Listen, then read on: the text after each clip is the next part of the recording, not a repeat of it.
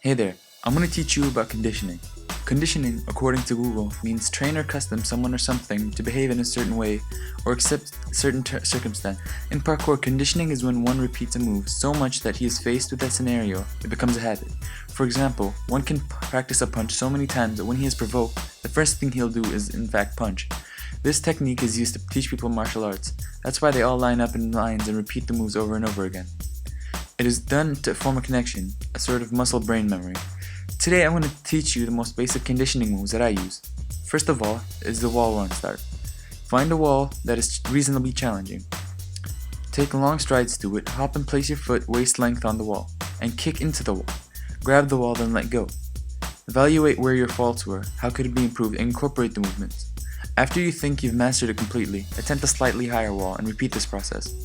If you want to improve your roll, you could try and practice it even more, or maybe with a dive, but remember, always take caution with the roll.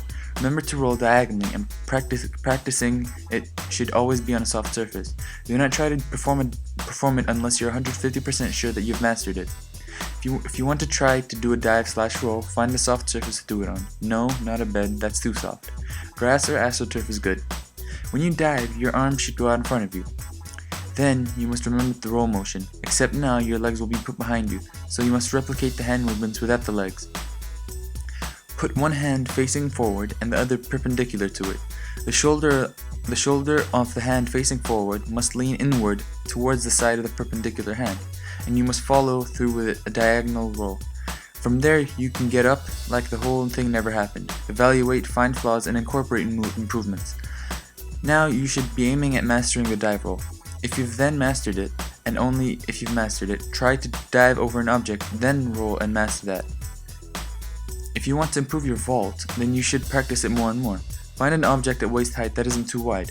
Run up to it, place both hands at either your left or right, whichever one you feel most comfortable with, and swing your legs over the opposite side, and clear the object. Repeat this many times, until you're sure you've mastered it. After you've mastered it, attempt to clear it with one hand. This is called a speed vault.